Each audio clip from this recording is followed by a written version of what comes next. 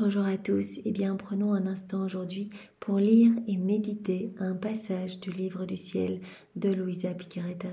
Au nom du Père qui m'a créé, du Fils qui m'a sauvé et du Saint-Esprit qui me sanctifie. Amen. Jésus, je me plonge en toi dans ton acte unique et éternel d'amour, dans ta divine volonté. Je m'unis à toi, je m'identifie à toi, je me consume en toi, je fonds ma volonté dans la tienne et je t'invite comme tous les jours dans mon cœur pour que tu le nettoies, que tu l'embellisses, que tu le purifies, que tu l'ennoblisses, que tu y retires tout ce qui n'est ni toi, ni de toi, ni pour toi, toutes ces grosses mauvaises herbes qui résultent de ma volonté propre. Eh bien, Seigneur, retire tout et installe-toi dans mon âme, avec ton Père, l'Esprit Saint, avec ton royaume, ton trône, tes actes divins, tes attributs divins, tes œuvres, Seigneur, viens avec tout et façonne-moi, Seigneur, vraiment façonne-moi, prends les commandes de ma vie, viens tout faire en moi. Aussi, je te donne mes mains pour que tu agisses à travers elles, je te donne mes pieds pour que tu marches à travers eux, je te demande de venir regarder à travers mes yeux, parler à travers ma bouche, respirer dans mon souffle, penser à travers chacune de mes pensées. Viens Jésus, faire battre mon cœur, que chaque battement de mon cœur puisse être une offrande d'amour pour toi, puisse te donner de la compensation à tout cet amour que tu ne reçois pas, puisse t'offrir de la réparation. J'entends Jésus que chacun de mes mouvements conscients et inconscients soit une offrande de toute cette gloire que tu aurais dû recevoir des hommes s'ils n'avaient pas quitté ta divine volonté. Que chacun de mes mouvements conscients et inconscients soit Jésus, investi de toutes les paroles du Notre Père, du que ta volonté soit faite, que cela puisse résonner partout sur la terre et dans le ciel, et que tu puisses trouver de la réjouissance, avoir des âmes abandonnées à ta volonté, Seigneur. Vraiment, aide-nous à ce total abandon. Aide-nous à être vraiment des argiles molles entre tes mains. Et Jésus maintenant dispose nos cœurs, nos intelligences pour que nous puissions accueillir ce nouvel enseignement, que nous puissions le comprendre avec ta sagesse à toi, avec ta compréhension à toi, et que nous puissions faire descendre ces mots bénis et les mettre en pratique. Tu n'attends que cela, cette mise en pratique. Tu nous le dis et redis. Tu as besoin de cette mise en pratique, de ces moments où nous allons nous unir à toi pour que nos actes humains deviennent divins, éternels, faits par toi en nous, que ta divine volonté puisse prendre de plus en plus de place, être reine, être souveraine, et que des milliers d'âmes soient sauvées par chaque acte que l'on fait en union avec toi. Alors Seigneur, aide-nous à cette mise en pratique, aide-nous à faire vraiment ce que tu veux et à travailler à l'avènement de ton royaume.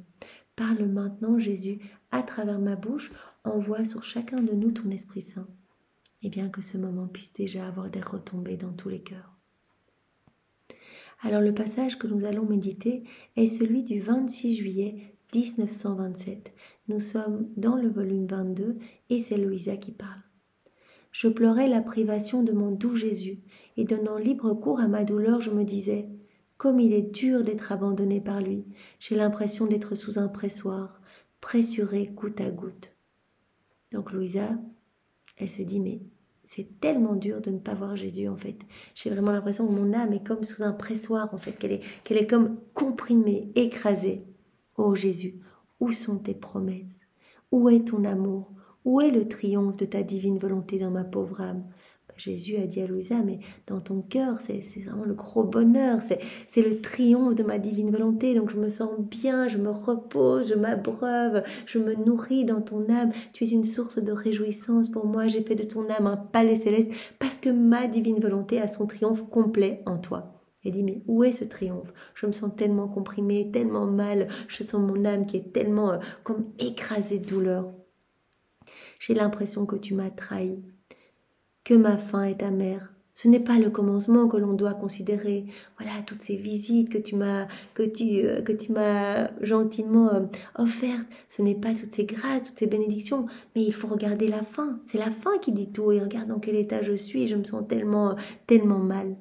Mais alors que je m'épanchais, mon bien-aimé se manifesta en moi et me dit « Ma fille, ma volonté a en toi son triomphe complet. » La divine volonté en Luisa a son triomphe complet.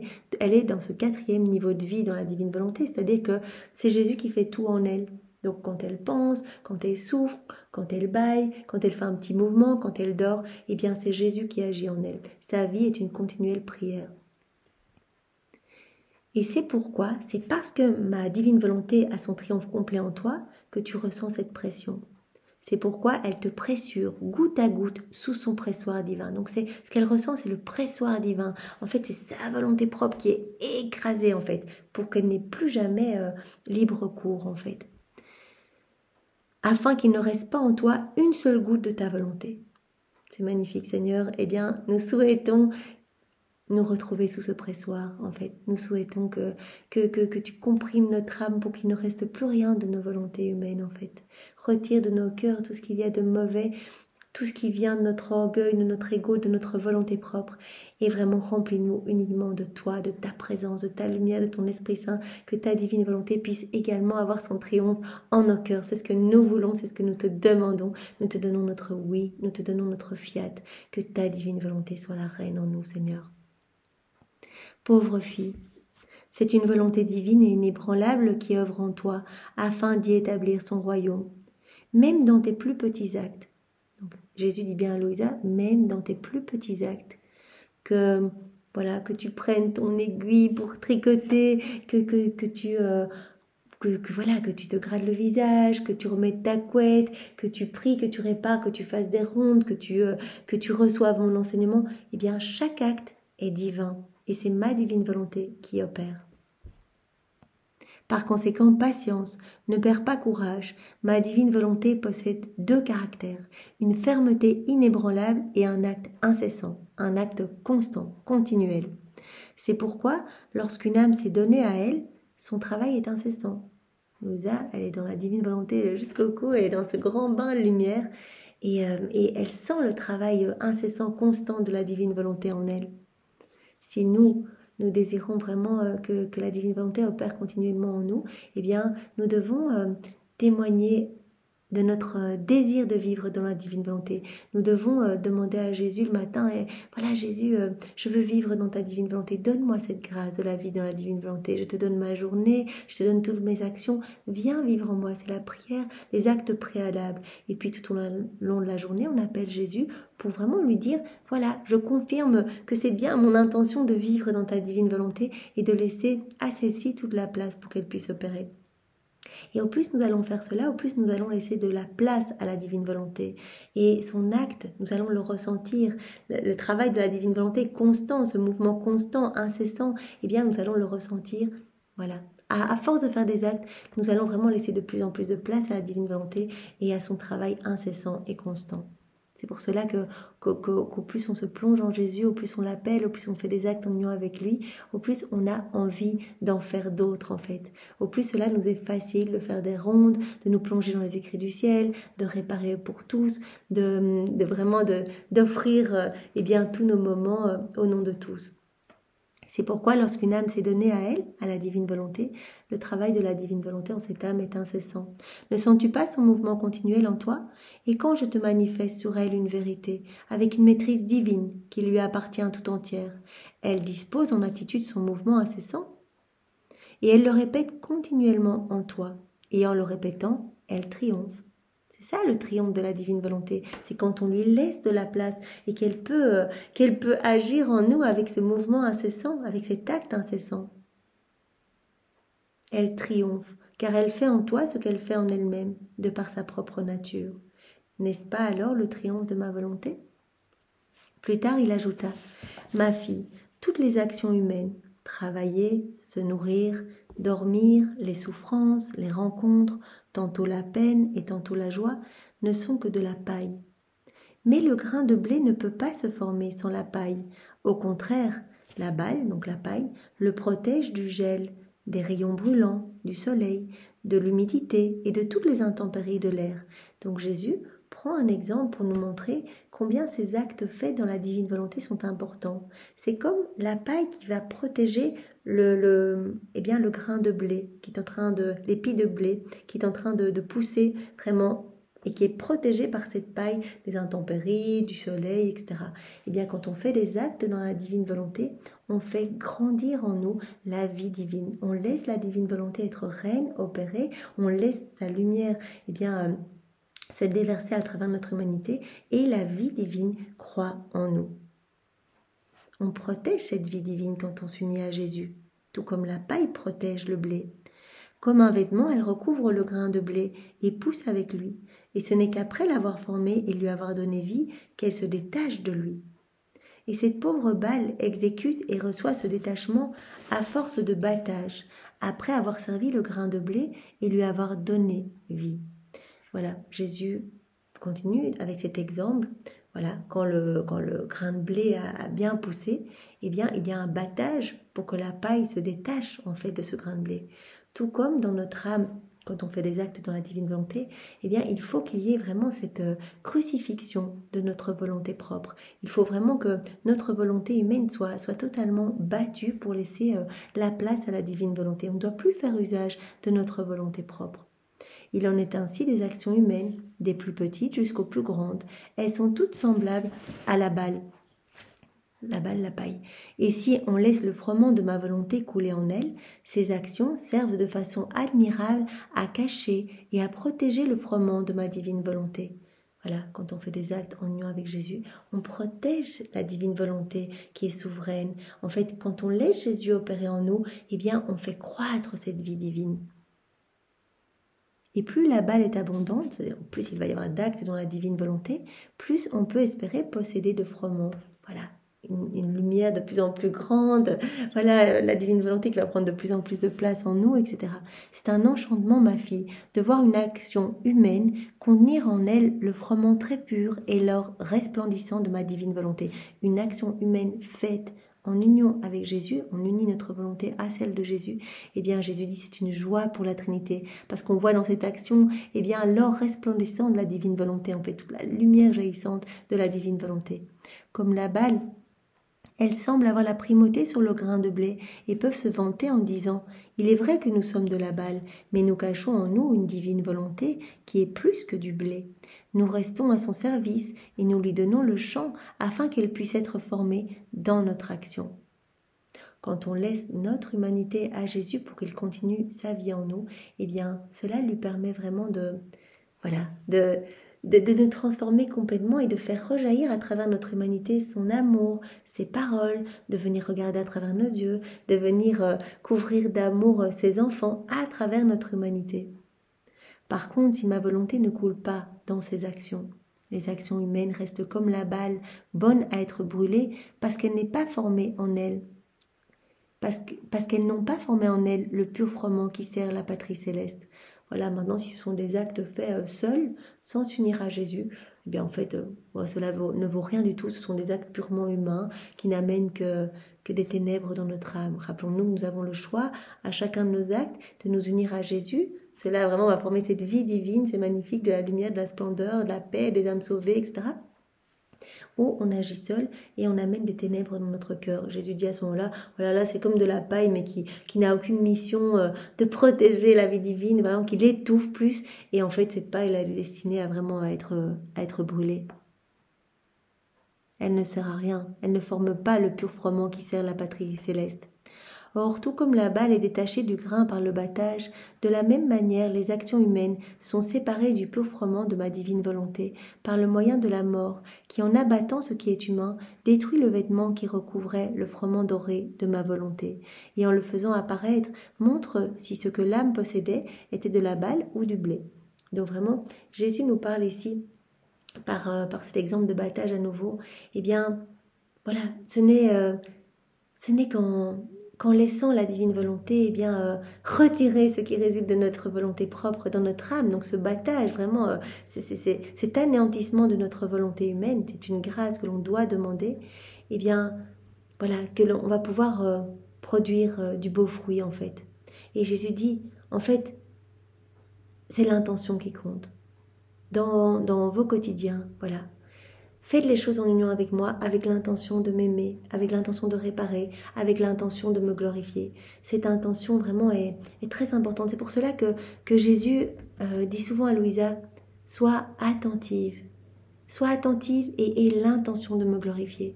Sois attentive à garder toujours tes yeux fixés sur la Trinité, sur les choses du ciel. Continue ton envol dans la divine volonté. Viens greffer ton âme dans le soleil de la divine volonté pour que ton âme puisse faire rayonner les rayons du soleil de la divine volonté. Et manifeste cette intention de me glorifier dans toutes tes actions. C'est pour cela que voilà, quand nous faisons notre vaisselle dans la divine volonté, on peut dire Jésus, je fais ça en union avec toi, je le fais dans ta divine volonté avec l'intention de te donner l'amour que tous les hommes ne te donnent pas. Et il reçoit directement. Ou quand on fait nos rondes dans l'œuvre de la rédemption, on prend Jésus dans nos bras et on a l'intention, par exemple, de le recouvrir de tout l'amour trinitaire, de tous les baisers de Marie, de toute l'attention de Marie. Eh bien, l'intention suffit. Il reçoit immédiatement tout cela. Donc ça, c'est magnifique.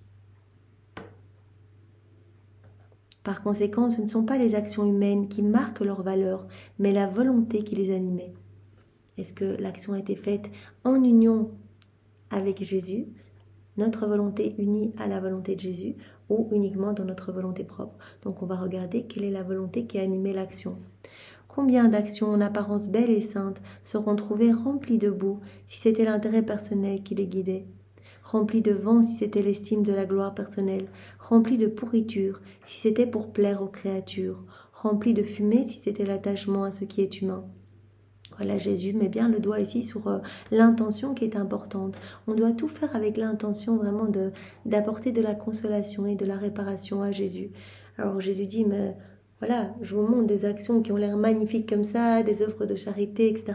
Et puis en fait, si on regarde derrière, on se rend compte que c'était uniquement quelque chose fait pour gonfler notre orgueil ou quelque chose comme ça. Et donc, comme il prend l'exemple ici, voilà, c'était pour plaire aux créatures, ou c'est comme si, voilà, ces actes étaient remplis de fumée ou de boue ou de choses laides, en fait. Donc, des choses extérieurement belles, mais qui sont vides en fait spirituellement, parce qu'elles n'ont pas été faites avec une intention de plaire à Jésus seul. Et c'est ce que Jésus a réparé. J'ai fait justement cette heure-là de la Passion tout à l'heure. Donc quand Jésus est couronné d'épines et qu'il se retrouve avec un roseau à la main en fait. Et là, il a vraiment réparé. Quand on lui a mis le roseau à la main, il a réparé pour ses œuvres toutes ces actions qui d'apparence sont belles, mais qui sont totalement vides spirituellement. Le fait d'offrir une rose à quelqu'un, c'est très bien, c'est très beau, mais ici c'était vraiment dans l'intention de discréditer davantage Jésus, de se moquer de lui, d'en faire un roi de pacotille et de dérision. Il a également réparé cela bien, quand il a été condamné à mort et qu'il a été amené dans le prétoire. Et il avait ce petit vêtement rouge, il était couronné d'épines, etc. Il était avec ce petit manteau rouge. Et les soldats lui ont retiré ce manteau pour lui remettre ses vêtements. Il dit, l'idée de me rhabiller était bonne, mais en fait, c'était pas du tout par gentillesse, par bienveillance, par compassion, c'était vraiment juste pour qu'on se moque davantage de moi, parce que mes vêtements étaient sales, étaient remplis de sang, ils étaient remplis d'excréments, parce qu'il avait été jeté dans le Cédron, dans les égouts de la ville. Donc là, à nouveau, il a réparé pour toutes ces œuvres qui, d'apparence, sont belles, ont l'air bonnes, mais qui sont totalement en fait blessantes et offensantes pour le Seigneur. Donc vraiment, l'intention est très importante. Aujourd'hui, Jésus nous en parle à de multiples reprises.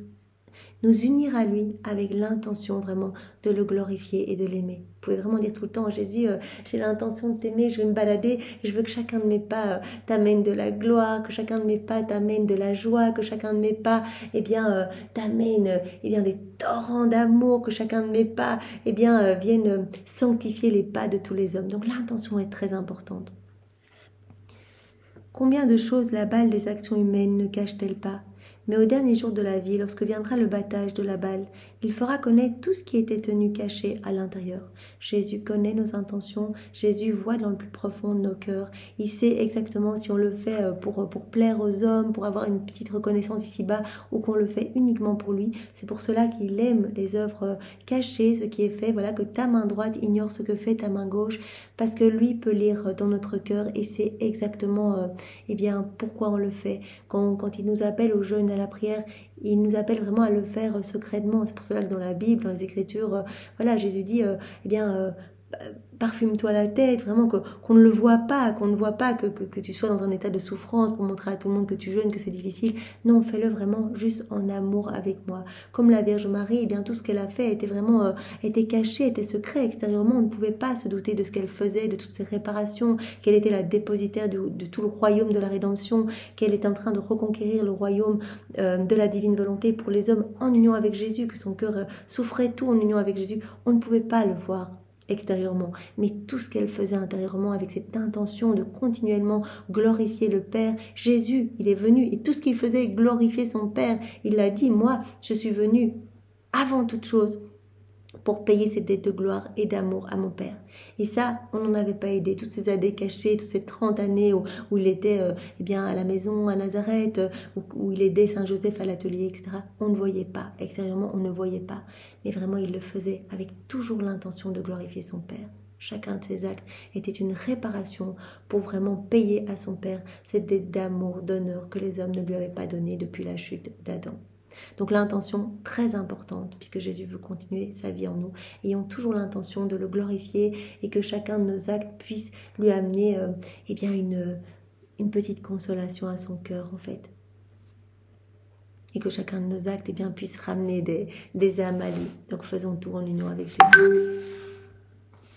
Après quoi j'ai continué à m'abandonner dans le divin fiat et mon toujours aimable Jésus, se manifestant en moi, me dit: ma fille, la volonté humaine a rendu l'homme semblable à une usine lézardée, une vieille usine, vraiment en ruine en fait, qui s'écroule. C'est ce qu'a fait la volonté humaine. Notre âme est comme une vieille usine en ruine où ça sent mauvais, où il n'y a plus de vie, il n'y a plus rien, il n'y a plus d'activité. Parce que la vie divine, voilà, c'est quand on vit dans la divine volonté que la vie divine peut croître en nous. En fait, la divine volonté, elle est dans notre cœur. Mais si nous choisissons d'agir seuls, dans nos volontés propres, on étouffe cette vie divine en nous. On étouffe la divine volonté, on étouffe Jésus qui est comme agonisant dans notre âme. Et donc la volonté humaine a vraiment créé le chaos, le désordre, les méchancetés humaines, la violence. C'est comme si notre âme était devenue comme une usine désaffectée, lézardée, qui s'écroule. La volonté humaine a rendu l'homme semblable à cette usine qui s'écroule et que l'homme n'avait pas la vertu de pouvoir réparer lui-même. On n'est pas en mesure, tout seul, de réparer cette usine. Il fallait le divin créateur, celui qui l'avait construite avec tant d'amour et qui, connaissant les secrets de son art, pouvait la réparer et faire couler dans ses fissures le liquide vital de sa force réparatrice, afin de la rendre à nouveau solide, telle qu'il l'avait construite. Ben voilà, Jésus nous rappelle à ce plan, que notre âme soit à nouveau belle, remplie de sa lumière, remplie de ses attributs divins. Voilà, comme au départ. Voilà, c'était le plan de Dieu au départ, c'était son plan pour Adam, vraiment que l'homme soit rempli de divin, que l'homme soit heureux, que l'homme soit dans cette réciprocité d'amour. Donc seul Dieu peut nous redonner ce royaume. C'est cela qu'il est venu reconquérir en venant sur la terre, en refaisant tous nos actes dans la divine volonté, en vainquant tout avec sa volonté humaine et en refaisant tout avec sa divine volonté, au prix de tant de souffrances. Il est venu nous reconquérir ce royaume pour nous réhabiliter à vivre dedans. Donc seul Dieu pouvait nous reconquérir ce royaume. Et maintenant, cela se présente sur un plateau d'or, quoi. Vraiment, on ne doit rien faire du tout. Il suffit juste de nous plonger dans les écrits du ciel, de dire oui, de manifester à Jésus notre désir de vivre dans sa divine volonté avec constance et persévérance. Et ce grand don nous sera donné. Il nous sera donné.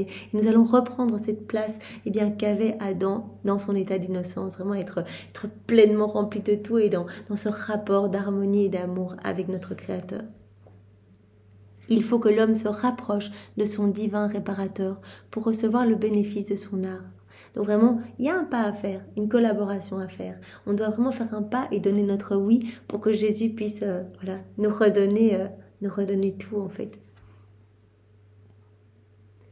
Il faut que l'homme se rapproche de Dieu pour recevoir le bénéfice de son art, qu'il se laisse guider par lui et ne laisse plus agir la volonté humaine, cause première de l'effondrement de l'usine. Il faut choisir aujourd'hui de ne plus faire usage de notre volonté propre. Le Seigneur nous dit, c'est facile, vous avez de la chance.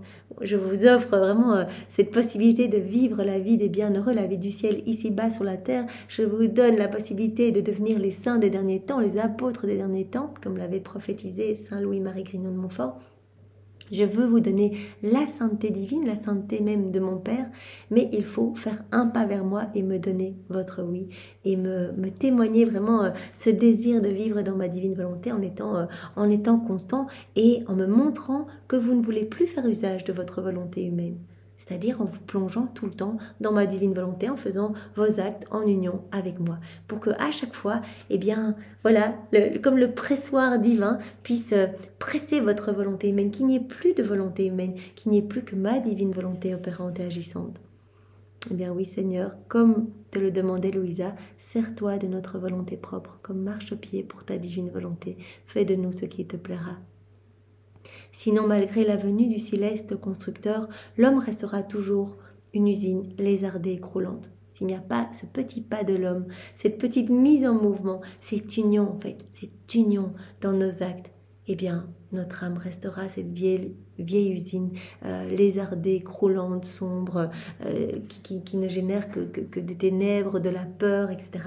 Donc vraiment, aujourd'hui, le Seigneur nous appelle à cette attention, à cette vigilance, à lui donner notre oui et à avoir toujours comme intention de le glorifier. L'attention et l'intention et faire ce pas, donner notre fiat continuel. Voilà, et bien merci Seigneur pour cet enseignement que tu nous as donné aujourd'hui à travers la personne de Louisa. Sois loué, béni et glorifié au nom de tous dans ta divine volonté. Au nom du Père et du Fils et du Saint-Esprit. Amen. Soyez tous bénis. Au revoir.